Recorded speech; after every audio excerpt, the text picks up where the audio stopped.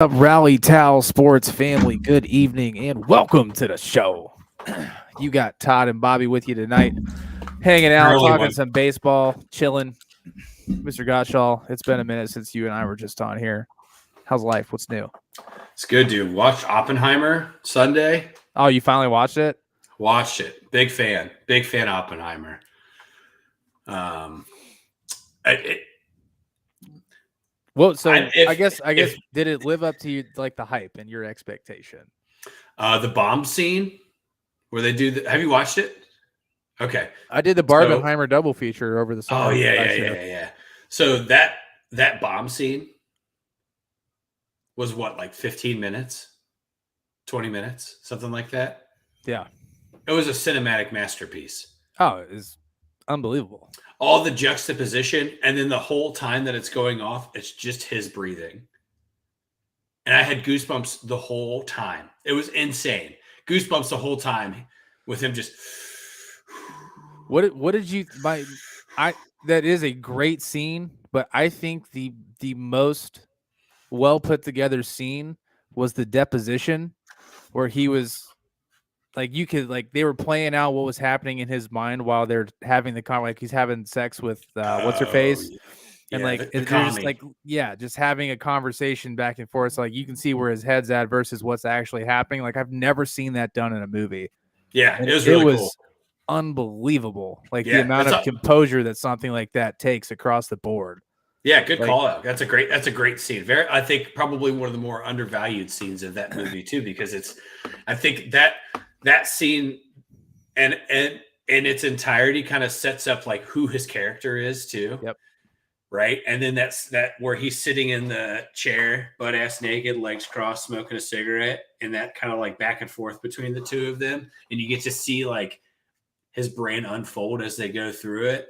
And you're unpeeling all of these like real, like genuine layers of who Oppenheimer is as a person, not just the scientist. Right. I think that's the cool that made him human in a roundabout way. Right. Like it gives you some human feeling to who he is, because he's dealing with this, like, he clearly loves this woman, right? It's obvious, or at least lust for her in some romantic way. But he also recognizes that he has to be a husband and a soon-to-be father, and he's got his whole career to move forward on. And like, it's a beautiful scene. It's a very, very good movie. Mary and I haven't really, top to bottom, it is believable.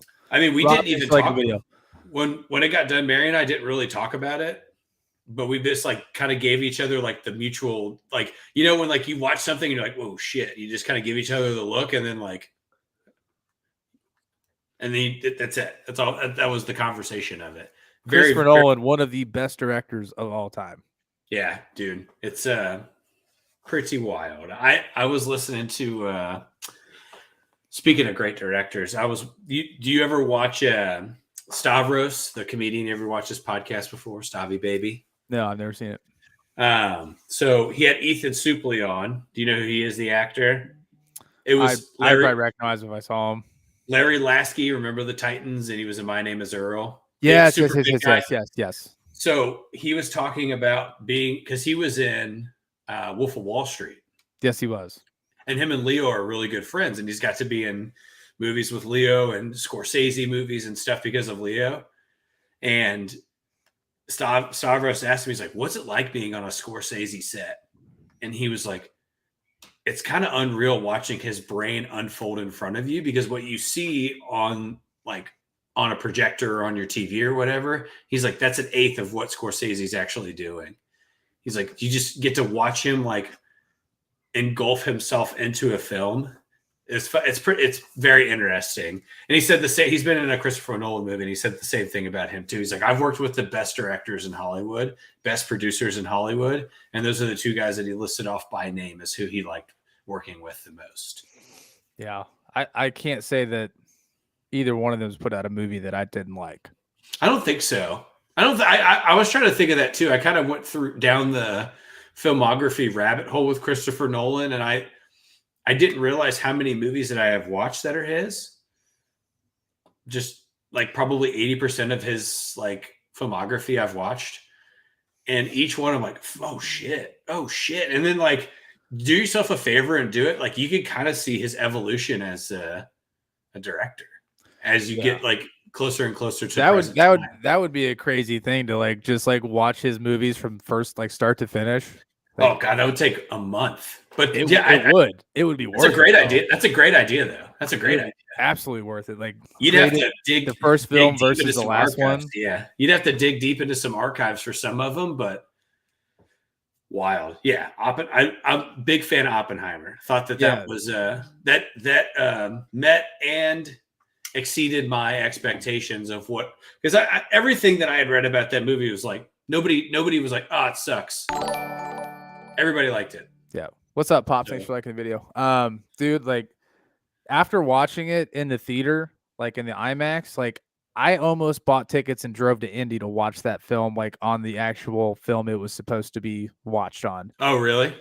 Like, yeah, because apparently, like, it's just such a different experience watching it. Apparently, like, it was just like way better. I don't know what exactly it was about it. It's been a while since I read it, but apparently there's like the film grain that it was shot on. You could watch it in the Indianapolis movie theater.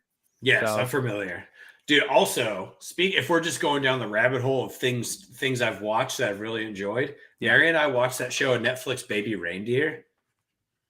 I never heard of that? No. Okay. So it's this Scottish comedian that it's basically a performance, or it's an adaptation of a performance of him dealing with like having a full-blown stalker.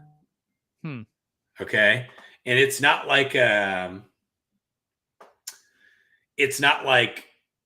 oh, she, you know, everywhere I go she goes. It's like mentally, physically, emotionally, like, and she like takes over his life.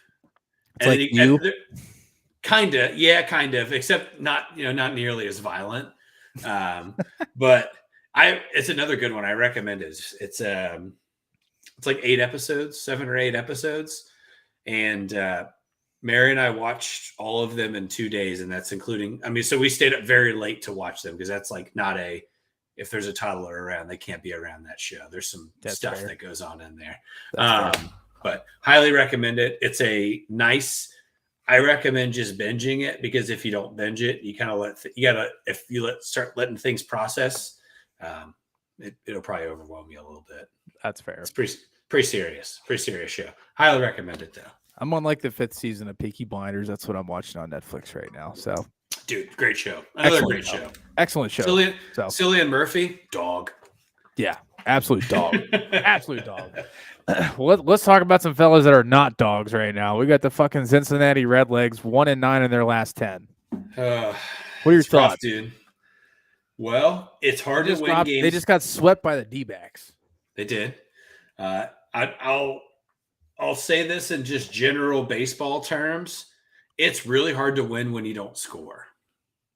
That's basically what's going on here, dude. It's just a lot of inconsistencies in the offense. You look at that rotation. There's not an ERA over 4 right now, which is crazy.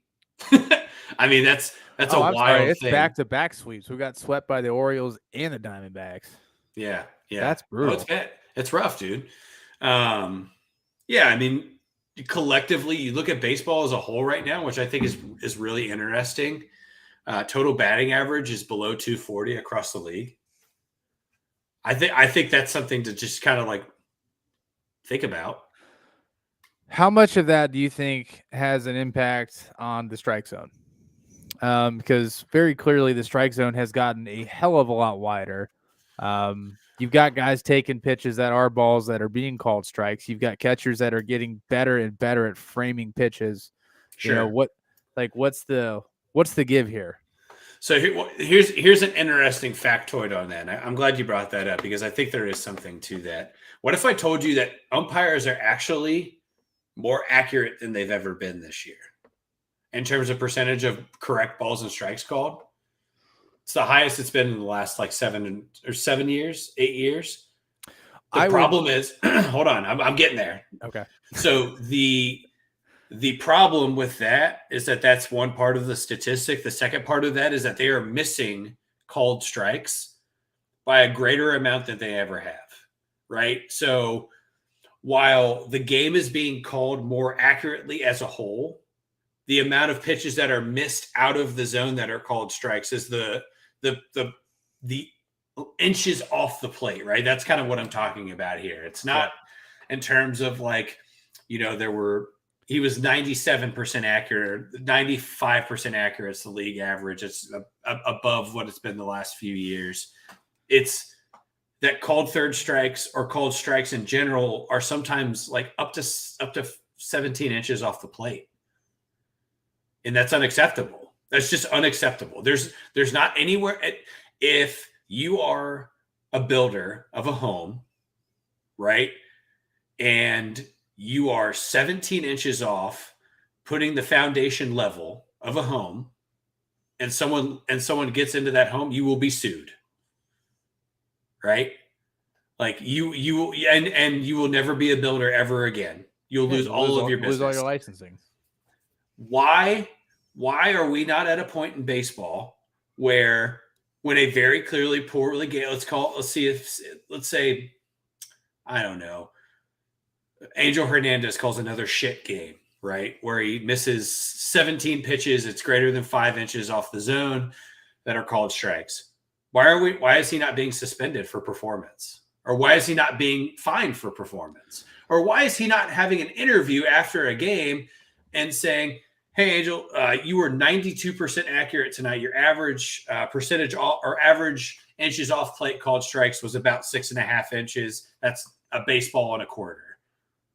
Explain how does that happen? What did you see? What was causing the issue? Because make him face music.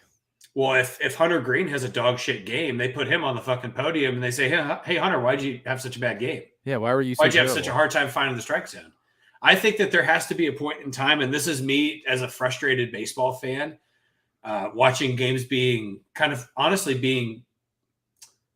What was the game that had a 3-hour rain delay with bases loaded in the bottom of the ninth just for CB Buckner to call a strike that was 5 inches off the plate and end the game? I don't know the exact game. I know what you're talking about though. But I saw something. I don't remember the game exactly, but yeah, it was a horseshit call, and it was 3 hours after a rain delay. It literally decided the game. Yeah, and it was one pitch.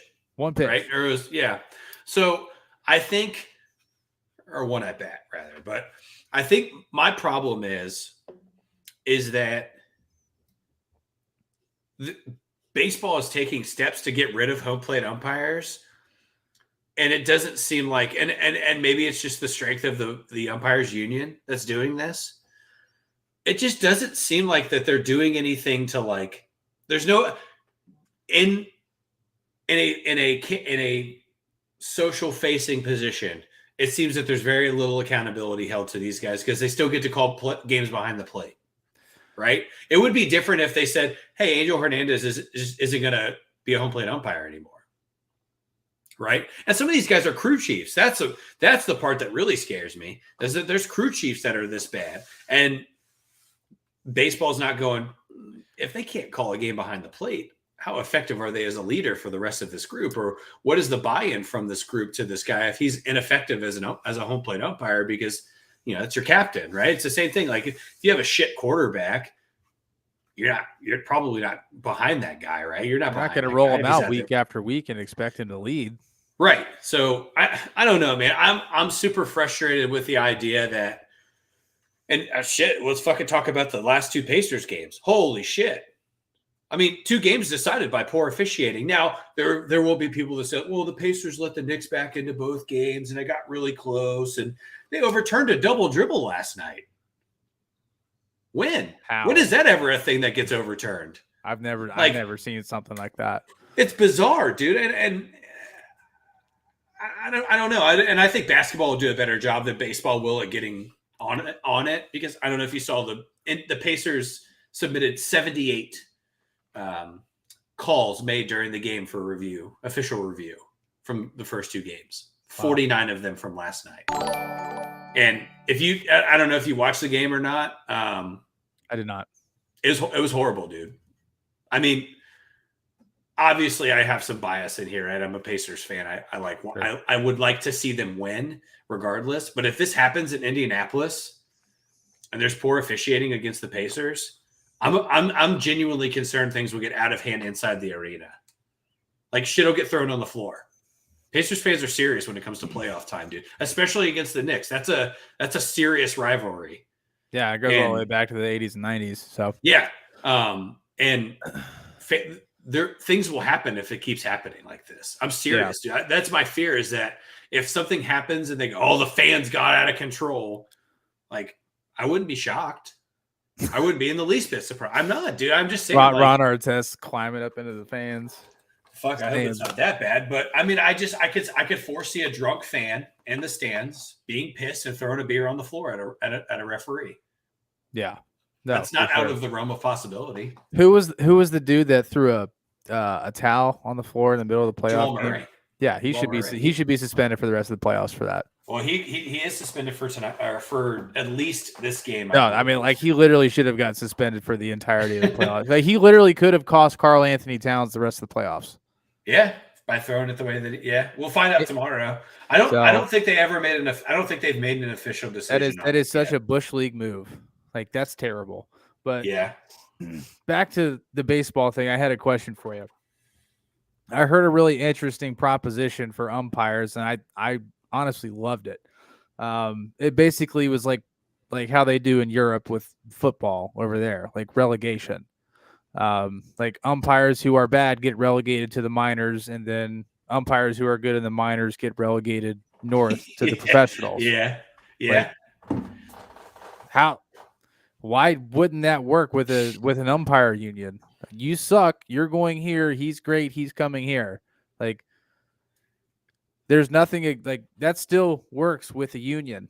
Like, you're just in a different tier.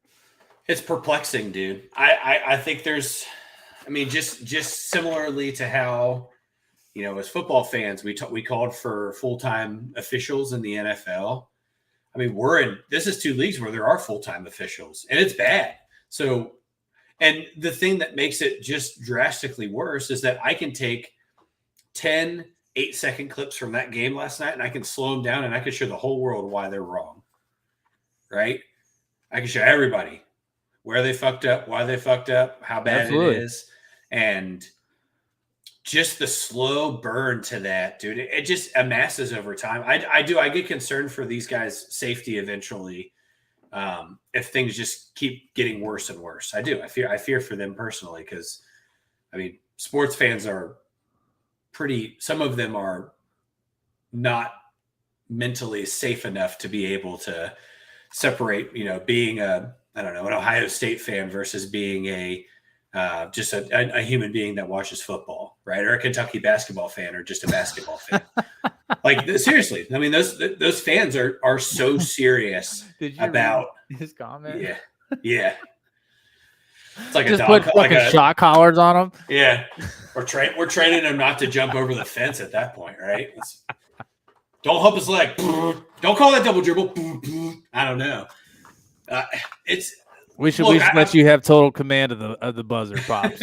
Well, think about what he's saying though. I think that this is coming from a point of like, if you're affecting play, like momentum, right? I'm not talking. Let's take outcome out of the equation. If you are affecting momentum of games by bad officiating or bad umpiring, whatever you want to call it, that's momentum is a real thing. Yes, you can literally see it. Yes. You can, like, when you're on a 6-0, 8-0 run, like, and you're just completely dominating the game's just like you're controlling the pace, like everything is moving in the direction you want it to, and then there's one shit call, like you can literally just feel it just stop, takes the shut wind right down out of yourself. and change direction. Absolutely. Absolutely.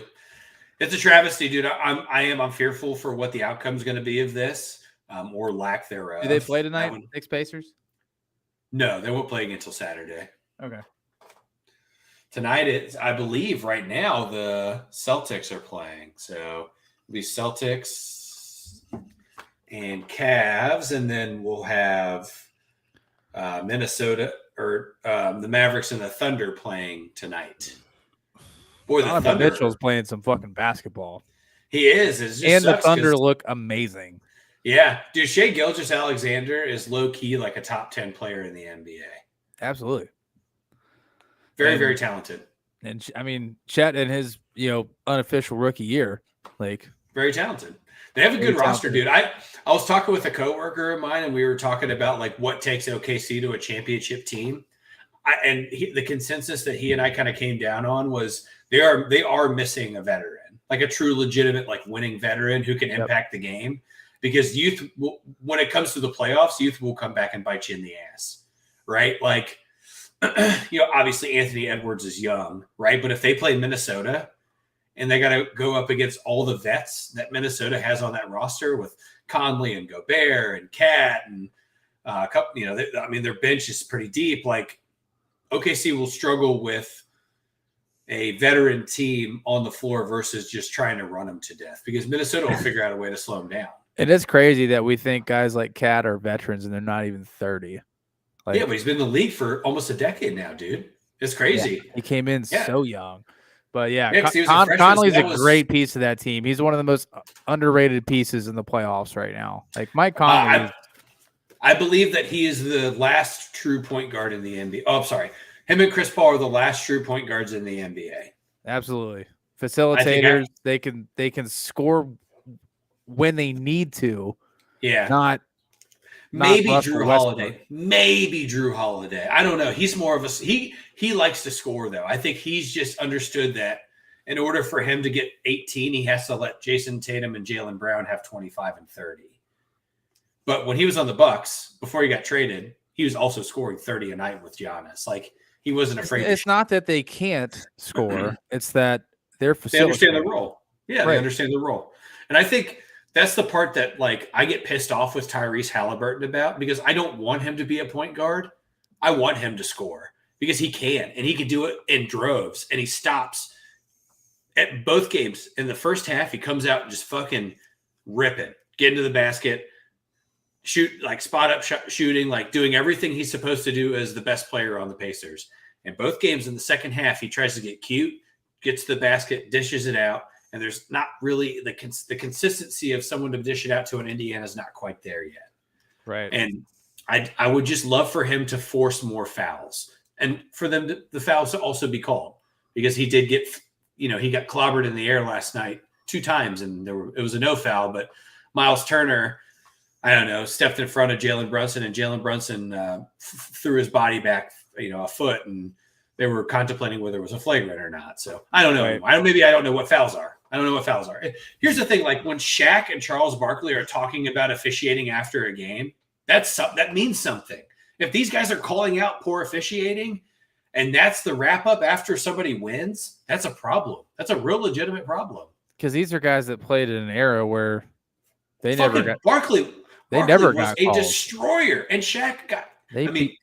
Charles Barkley beat the shit out of people, and Shaq got the shit beat out of him. Right. There's a whole world of basketball called Hack-a-Shaq that existed that we got to watch. Yeah. Well, currently the Cavaliers are leading the Celtics at the end of the first quarter, 30-24. Nice. Let's see. Evan Mobley leading the scoring for the Cleveland Cavaliers with 11. Good first quarter for him. Absolutely. Donovan Mitchell only had 2. That's all right. Let's see here. Jason Tatum leading the Celtics with 8. So I'd like to not see the Celtics in the Eastern Conference Finals. I think that'd be fine. I would love to see the Cavs go with this would be them the first time them getting this deep in the playoffs without LeBron in 100 years. Dude, imagine a Cavs Pacers Eastern Conference Finals. Oh I would be rock. I'll watch every game. Yeah, I would be rock solid. Absolutely. Yeah. I don't care if I have to get up at 4 a.m. I will stay up and watch that game. Yeah, that would be a good series. I don't want to watch the Knicks and the Celtics. I just don't. I think that sucks. That sucks for us.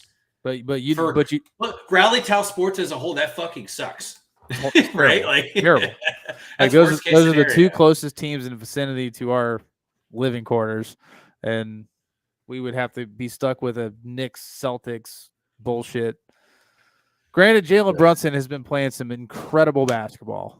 Yes, I do. I don't want I'm not discrediting Jalen Brunson. I'm not discrediting how hard Josh Hart plays. Like Jalen Brunson is a stud on the floor. He's And a it's superstar. amazing. And also, I think people forget that Rick Carlisle was his coach in Dallas when he was playing, I don't know, 6 minutes a game and didn't ever get on the floor. Like, I'm sure Jalen Brunson remembers that. Oh yeah, I saw something about that too when he was Yeah. benched during the playoffs, and he's like, "Yeah, fuck this shit." Like, Yeah. this is like me saying, "Haha, I fucking told you." Like, Yeah. I'm sure he does not forget that. Like that. These guys are, if any, the bare minimum for them is that they are diehard competitors. Like he doesn't forget. what do you mean OKC may be the exception? Not saying you're wrong, but or what? I'm just trying to figure out what your point is there, Pops. Like in terms of leadership. He just says they may be Or- the exception. They all play together fearlessly, like CJ Stroud. Which don't get me wrong, I love CJ. I love what they're doing down there in good old Houston. Yeah, projected. I was not excited about the Stephon Diggs edition. That doesn't do anything for me. I think that This is a true legitimate prove it year for him. If he has a shit year, there's a chance that he gets signed back as a wide receiver 3. yeah. No, I don't even, dude, the Texans got him for $3 million. yeah, I mean it's an That's so absolute cheap. steal. It's an absolute steal for them. It's so cheap. All you gave up was a couple picks and you got a pick back, and then the Bills ate most of his contract or most of his salary for this year. Yep. Beautiful. Absolutely. Beautiful move for the Texans, in my opinion, won free agency as a whole thus far. I mean, we haven't gotten to June yet when teams can jump back into the free agency train before the season starts. But yeah, the Texans are scary. They're scary. Yeah. No, it was kind of like that trade where the Steelers traded Kenny Pickett for that second or third round pick, and then they got that linebacker from Peyton. Peyton Wilson. Oh, Peyton Wilson. That's who they got from that trade. Yep. Yeah, that shakes out okay. Yep. I was absolutely stoked. Yeah, that's good. That's a good deal. That's a good return. You took a guy that was never going to be more than a game clock manager at best, and you got people were arguing the best athlete of the linebackers in the draft, or in terms of like combine statistics. When you have somebody like Luke Kuechly saying, "Hey, my favorite player in this draft was Peyton Wilson," yeah, that means something. I'm pretty fucking excited for that. Yeah, that means Luke Kuechly is one of the best linebackers to ever play the game. Top 5. Yeah, 100%. Top 5. No question. We got to watch him play closely. We did. Yeah, good old Cincinnati native. But I remember watching him when we were in 9th grade, and we played St. X in the playoffs at St. Xavier High School. You know, and Rob, yes, top 5. No way, top 5. You give me a top 5 that doesn't have him in it. Rob, when this podcast is over, do yourself a favor and watch some Luke Kuechly highlights and listen to people talk about him, and your opinion will be changed. His football IQ, I would put against any other. I would put it second to Sean McVay. He defensively took them to a Super Bowl. Because Sean McVay has a photographic memory, and that's the only reason that Luke Kuechly, I put him at 2 in football IQ. It's pretty crazy. Pretty crazy. This man literally would call out every single play. Yeah. While they're on the field, while it's happening in real time. Basically like he was playing a game of fucking Madden. Yep. And he was always on the ball. And he was always on the ball. He was always right. He was very, very rarely wrong. So when we were in 9th grade and Fairfield played St. X in the first round of the playoffs, and I'll never forget this, they kept calling his name out over and over and over again over like the PA. Saying Luke Kuechly on the tackle, Luke Kuechly on the tackle. And I was watching the game with my it was Ross Hambrick's dad. Good old Randy. We were sitting next to him, and he said, that guy's in 9th grade, and he's playing Division I, top 10 in the state that year. I believe top 5 in the state that year. I think they went to the state semifinals or finals. And he's playing. He's on every tackle. And he was like, he'll probably play. And he's like, oh yeah, I'll probably play in the NFL. And then like you just fast forward like 7 years, and he gets drafted the first round, defensive rookie of the year, and he's insane. And Rob, I can't believe you wouldn't even you saying maybe top 10 is. I mean, I had a mini stroke just now, just thinking about you saying that. My brain So, shut. Rob, I know you're a diehard Chicago fan. If you're going to sit here and tell me Brian Urlacher is better than Luke Kuechly, I will sit here and argue that 10 ways. Here's the thing. That's a great conversation, because I believe Brian Urlacher is also in the top 5. He would. Be I'm not knocking Brian. Brian Urlacher is fucking incredible. Yeah, but I think Luke Kuechly and him are like right here. Yeah, they're very similar, very very similar. But they will both in their own right wear the tan jacket. That's all you got to say. Sure. Yeah, they will both be first ballots. All right, Urlacher's already in, right? Yeah, he's in. I'm just saying Kuechly's got. I think he's got one more year until he can get one. Yeah, he'll be first ballot. Not 24 or not this year. I believe next year he'll be able to, because he retired in 2020. I think.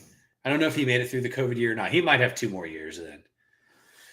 So anyway, to follow up on Pops, so switching gears back to the NBA, he said OKC may be the exception. They all play together fearlessly. Following up on the comment, he said, watch them many times. A veteran may not be needed to succeed for Oklahoma City. That's his point. I see. So maybe. I mean, at this point, can we consider Shea like a borderline veteran? Nope. I don't think so. This is year 3, brother. Yeah. I said borderline, not veteran. I said borderline. That dude just got able to buy himself a drink at a bar by himself if someone didn't recognize him. I mean, he did just like get the keys to the car there in Oklahoma City. So he did. Yeah, he absolutely did. He it's very clear that he's the leader of that team on the floor. Yeah. And look, I would love to be wrong, because nothing would make me happier than to see Oklahoma City and Cleveland or Indiana in the NBA Finals, and the NBA just has to fucking watch small market after small market team getting in the NBA Finals. That would make me so happy. The only thing that I would love more about it is if they were still in Seattle. But yeah. Ooh, here's a question. Somebody at work asked me this question, and I want to walk through this journey together, because I have my answer already. I'm here. Of the 4, let's just say 3 major sports in the United States: basketball, baseball, football.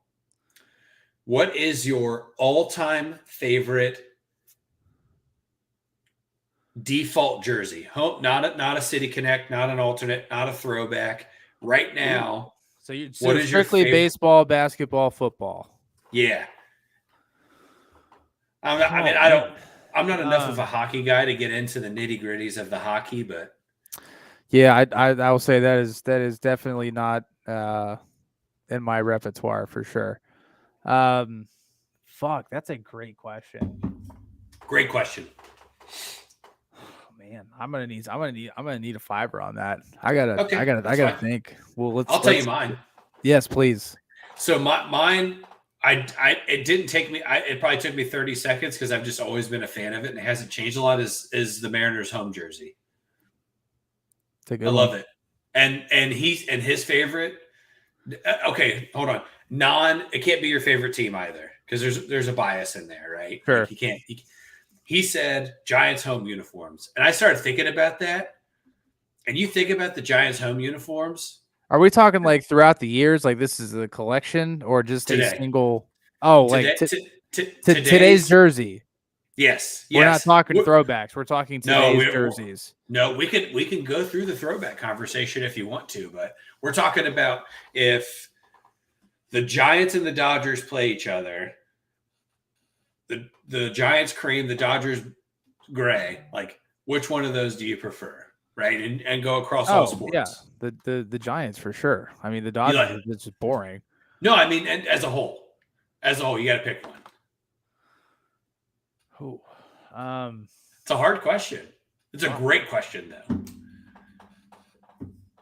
Damn, that is a good question. Yeah. Yeah. Oh yeah. Oh yeah.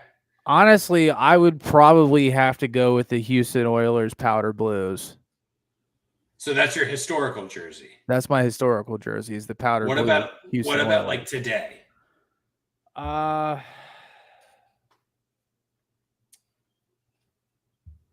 Great answer, by the way. It's a good jersey.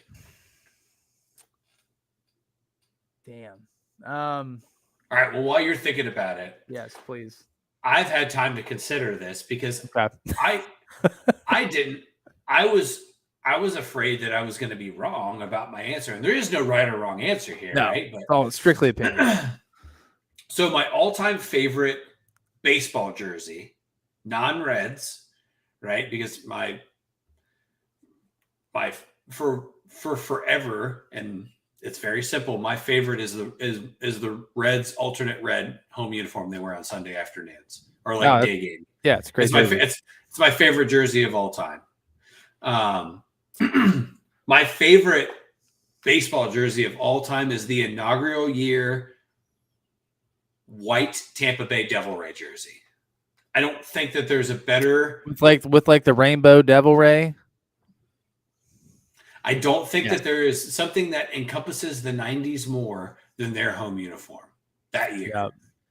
Yep. For basketball, believe it or not, my all-time favorite is the Kevin Garnett era Timberwolves away jersey, the black ones. Those are tight. Yeah, that's my basketball one. It's a very. So you're not picking today's. It's just any jersey, anytime. Yeah, well, my today is the Mariners home jersey. Okay. That's my all-time favorite. That's my current favorite jersey across all major sports. It is a good one. It's perfect, in my opinion. And then for football, I said the same thing as the Oilers powder blues. I think that is the cleanest football jersey that's ever graced the field. Absolutely gorgeous. And the University of Houston is now trying to make something very, very similar. And the NFL's like, hey, you can't do that. Right. That's ours. That's ours. Yeah. Yeah. Yeah. You can't do that. Man, like the now jersey, man, that's a tough one. That's good. It's a good question. Like now, does this include hats or is this just the jersey? No, hats. It's a whole. I don't even want to talk about hats because that's the hardest question. Okay. I love probably over 100 different hats. I don't know if I could pick my favorite hat of all time. I know I can't. Well, I was gonna say like the now, like as much as I hate them, like I love the new look Milwaukee Brewers hats with the glove. They're sweet. Milwaukee's done a very nice job rebranding as they've gone out of the shit and into a new era. As much as I don't fucking like Milwaukee and they piss me off, they have pretty sweet hats. Yeah, so. Good uniform too. Very good uniform. Man. I know. It's a good question. Such a good question. It's a good question. But like I like the Blue Jays uniforms. I think those are slick. The blue, like the blue ones that they wear. Yeah, like their away jerseys, the blue ones, because they wear the white ones at home, and those are okay. But the blue ones are pretty. I think they're a little bit more well put together. I agree with that. Man, God. This is a hard question. It's a hard question. Hold on. I just need to like look up like NBA teams. Like I just need to like have a visual of the. Let me see here. So I'll take you in the other direction because then I start thinking about are there any jerseys right now that I just like I hate? Or so like, I'll tell you my now basketball jerseys that I absolutely love are the Sacramento Kings. Yeah, they're nice, dude. And those, you know what? Those all black with the purple, like it's just real clean. They haven't really changed a lot over the last 25 years, which I'm not complaining about that because I think almost every other NBA team has, minus them and the Celtics, really, in terms of like rebranding or like going back to an original branding. You know who did the absolute worst were the fucking Rockies. They used to have the pinstripes and it looked sweet, and then they changed these bullshit ones. And they just did a terrible job. But you know what? That's honestly, it's when I go out there in September, it probably won't stop me from buying one, though. Oh, I don't blame you. Okay. Here's the thing: is that I can't buy I'd have to buy a blank one because I can't buy a Chris Bryant jersey. So I can't stand for it. So my baseball now jersey is definitely the Baltimore Orioles. Great answer. There's not. Again, simple. More simple is better in baseball to me, in my opinion. Yep. The City Baltimore Connect uniform Orioles. is fun. It's fine. I think that they're getting worse though. Unfortunately, The only team that won City Connect ever was the Chicago White Sox. They have hands down the best City Connect uniforms out there. I agree. I think that they should wear them more often. Pinstripes. I think that should be a part of their rotation, like frequent rotation. I think that should be their road jersey. Honestly. Like that was a mic drop. Like when they put those jerseys out, it's a mic drop. Like we won. Like yeah, and then you back that up with the fucking Dodgers. The Dodgers City Connects were so dog shit. They were absolutely fucking terrible. I think the Tigers ones that they just released suck too, man. I hate that. I feel that they're bad. Look them up when we get done. They're bad. Oh, let's see here. Let me see what my Now Football one would be. Probably. God, as much as I fucking hate to say it, the fucking the all white Bengals uniforms. Those really nice. So fucking slick, dude. They're really nice. Like when they wear the all white with the white helmet and it's just the black stripes, like those look sexy. That's really cool. Yeah. I agree. You know what? A team that I wish that would rebrand that hasn't yet? The Seahawks. Oh, dude, they had like when they wore those off-brand colors back in like what was it 10 years ago ish? Dude, bring back the fucking gross green and blue jersey. Yeah, the fucking highlighter. No, I don't. I'm done with the fluorescents. Get the highlighters out of here. I want them to go back. Oh, you're talking about like the forest green. Yes, and I want to go back to that seafoam blue or whatever. Yeah, like before Matt has shit. I want John Kitna Seahawks uniforms back. That's what I want. Were ugly as shit. I love them. Love them. Get Seattle all the same. Put the fucking Kraken in the same color. Get it all back. Move an NBA team out to Seattle. Put them in those colors. Make it all match. I've always had this thought, and I've never actually looked it up. Joey Galloway Seahawks jerseys. I think that's God's we're on the same. We're on the same page, dude. Yes, 110%. What is one sports city that has all four major sports and all four teams wear the same color scheme? It's just Pittsburgh, right? I think so. Like, is that literally the only city that does that? Yeah. The black and gold across the board. Like, why is that? Why is that only a Pittsburgh thing? I don't know. I think a lot of people ask that though because it's a good question. I think a lot of it has to do with the history of all the franchises, right? The timelines kind of match up a little bit better. Because like when you think of a city like Cleveland, where like you've got the Browns, the Guardians, Cavs. The Cavs, like those three teams, like their color schemes are all really similar. They all have like shades of red. Shades of red and blue. Well, I guess technically not the Browns. For the Browns, but like you could add it. Like I don't know. I think that would be a really cool thing for like all the cities to just kind of come together and like have a. I think that's been proposed multiple times. I just don't know if the only city you couldn't do it in is LA. Yeah, because then you got two baseball teams. Well, like multiple sports franchises in the same league, but different teams. Yeah, so. Three really, and the Angels too. They're in Los Angeles technically.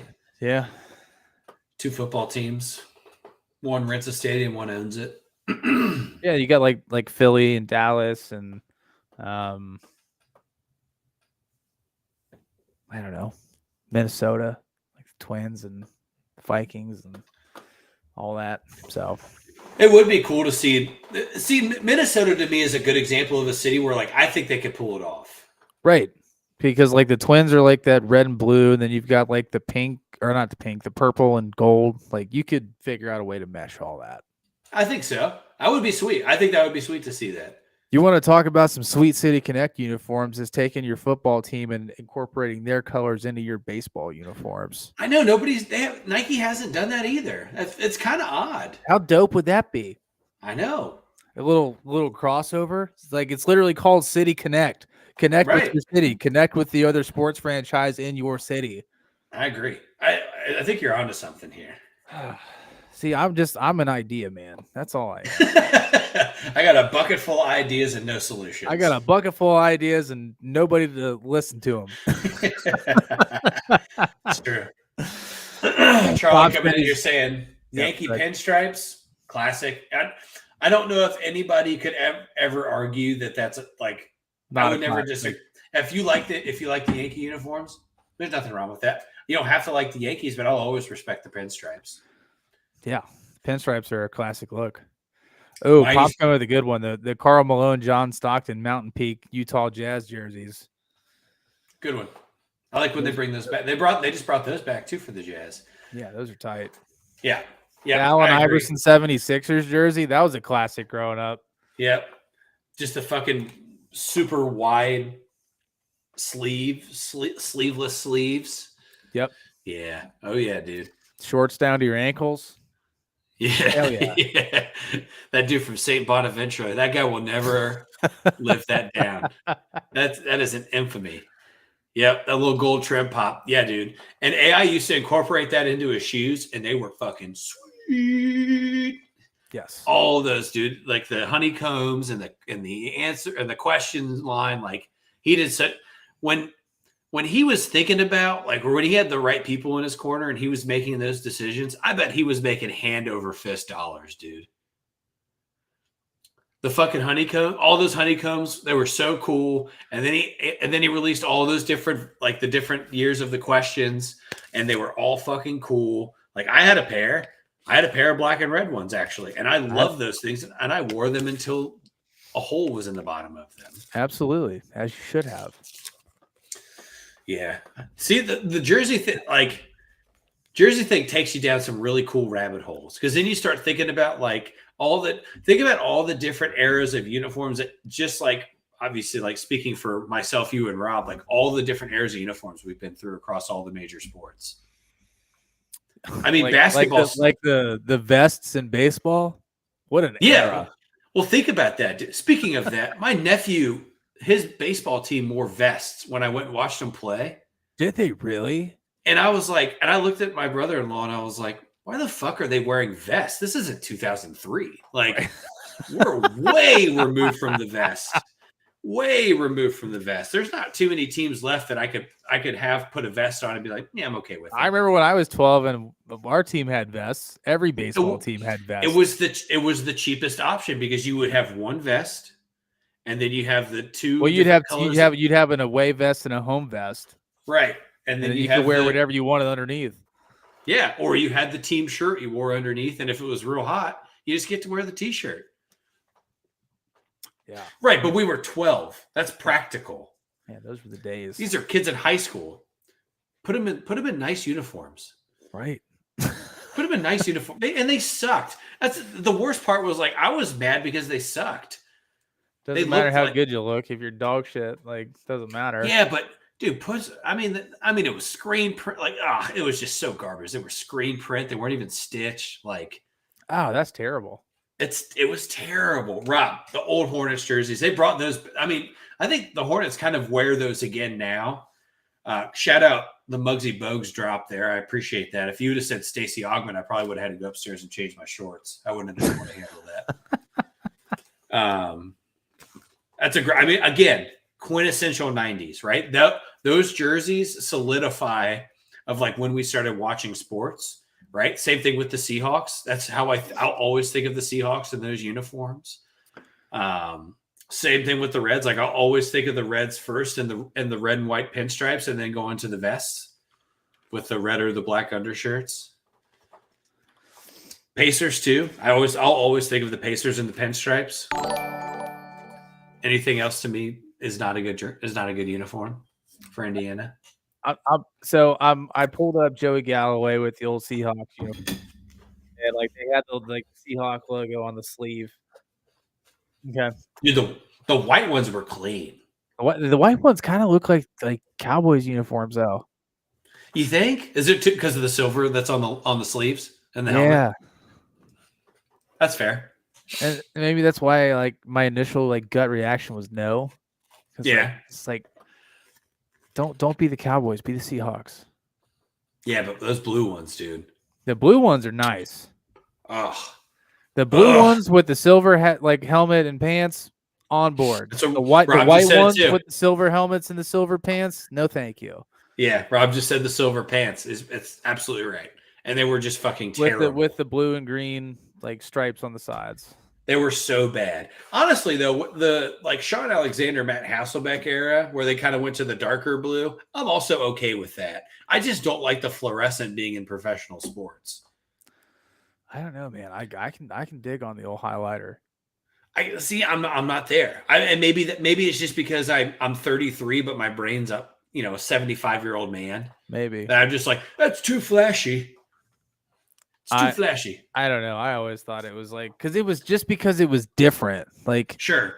Like it wasn't like your basic ass like, oh, let's just use these solid primary colors. Well, and I'm not anti fluorescent in shoes either. Like I think I'm not against a shoe with some fluorescent in it. When they wore those all fluorescent jerseys, I just wanted like when you've got like that highlighter green with the dark blue pants and the complementary stripe on the leg. Like I couldn't get behind the jersey. The highlighter jersey just doesn't do it. Doesn't do it. Doesn't do it. Different strokes for different folks. I know. It's again. I'm 33, but my brain is 75, dude. That's too much. The OG Magic jersey, yes, those were good. The Penny Hardaway, Shaquille. You know what? It's so funny that he said Shaq because my first thought for that jersey is Horace Grant. Yeah. If that gives you any like insight to what's cooking up here. Good old Horace. Same thing with the Heat. When I think of the Heat in the 90s, I think of Glenn Rice. I don't think of Alonzo Mourning or Tim Hardaway. Nick Anderson's also a good one. Arguably one of the better, like undervalued guards in that timeline of basketball. Oh, that's fair. He's a Chicago guy. I get that. Yes, Rob's he's a little bit. He's in our age range. He's a little bit older than us. That's what I'm saying. So. Yeah. Yeah, he was definitely vibing with Mr. Grant during that time frame. Yeah. Oh yeah, dude. I'm sure somewhere in with the athletic goggles and everything. Yeah, I'm sure somewhere in Rob's closet there's a bunch. There's a 91, 92 Bulls card set that has all sorts of fun names on it that you don't even think about anymore. Yep. Bill Weatherington's probably somewhere in his brain right now, just trickling back there. Probably had a poster of Tony Kukoc on his wall. What a lefty shot, dude. One of the best left-handed shots of all time, honestly. Yeah, you could always count on him to knock it down, that's for sure. Yeah, that dude could splash. That dude could splash. Oh, man, I love talking about old uniforms. Makes me so happy. Yeah, it just takes you down a different path. It's just nice to think about how like we're in the point now too where what we saw growing up is now like being reintroduced again on the floor, and younger kids are like, whoa, this is sweet. And I'm like, yeah, but you didn't see Larry Johnson in that uniform. I did. I get to start dropping that on kids like. Mike Allstott Buccaneers jerseys. Him and Warwick Dunn, dude. God damn. With those cream orange on. Get the fuck out of here. I don't think was he a part of the Bucks when they wore the creams? I think so. Really? When did they switch to their golden red jerseys? I bet he was though, because he was on the Bucks in like the early 90s. Mike Allstott creamsicle jersey. Let me see if there's any. Oh yeah. He definitely had them. They've got cards on sale online of him in that jersey. Okay. I can't like. I'm trying to think of like I'm going through like years of Madden in my head when I can remember when they switched to the new uniforms. Rookie year, Mike Allstott. Like okay, so that was what 94. It was mid 90s. Yeah. So we were like too young to understand it. Yeah. But again, Tampa brought him back this year, and they look great. They look great on the field. Yeah, same thing with the Oilers uniforms. They look great, dude. They're amazing. Like those like powder, like that powder orange, powder blue. Like Just Yeah, I think even college excellent. football is doing a nice job of that. They're getting back into like now that universities are opening up to these brands, like kind of digging into the archives. They're bringing back some old uniforms again. Yeah. Like it's not like Texas wore their like Earl Campbell 70s era jerseys a couple times this year. And I think that's one of the cleaner college football uniforms that's out there. Like this is nice. We're in the time now where everyone's buying everything. So they gotta market the fuck out of it. Oh, that's just MLBs. I don't want that. The 20 most iconic uniforms in sports. I'm just pulling up a random article here. Montreal Canadiens. Boo. Nobody likes hockey. Oh, nope. The Blackhawks jersey is a classic, even if you're not a hockey fan. God, Notre Dame, they're so boring. They have Pittsburgh on here, but these aren't even the good ones. UCLA, USC, Celtics. No, this is a terrible list. Well, like the most iconic uniforms on these have been the hockey ones, like the Detroit Red Wings. Like that's a great jersey. Yeah, that is a good class. That's a classic uniform there. They've got Ohio State on there. Like that's not again. You're throwing out classic uniforms though. I mean, people bleed the scarlet and gray up here. Trust me. Penn State, like those are boring. The Cardinals. I mean, it's a classic. Yeah, when the Cardinals had the baby blues in the late 80s, early 90s. Those are their like peak uniforms. I agree. They have the Dodgers on this list. That's how bad this list is. I think there would be people that would argue with you that that's the most iconic baseball jersey of all time. The Dodgers? No, if you're going to argue most iconic, it's the Yankees. Sure. I'm just saying there would be people out there that would debate that with you, though. There are. You're right. Because they never, even when they changed from Brooklyn to LA, they didn't change anything really. They're still very similar.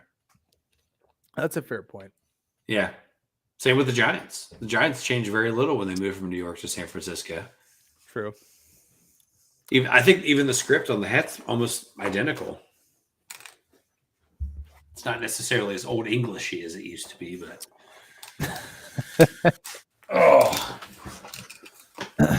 Well, my friend, what else do you want to unpack tonight? I don't know. I think we're about at an hour. That's probably we're at a good stopping point here. Yeah. No, it's definitely nice getting on here a little bit earlier. It's like it's 8 o'clock, and I feel like I can still go relax for a little bit. Yeah. Yeah. Me too, man. But all right, chat. Well, I guess we'll wrap it up there. That's a podcast. We're gonna try to figure out some time in the next couple of weeks so we're all four of us can get on here and we're gonna do some fun things. So we'll keep you posted on when exactly that's going to happen. But we've got a couple fun content ideas that we kind of want to roll out there and kind of get interactive with you guys. So we'll keep you posted on that. But for those of you that swing by, thank you. We will see you guys next week. You. And have a wonderful weekend. If you guys got some weather rolling in, be safe. And we'll see you guys next time. Peace.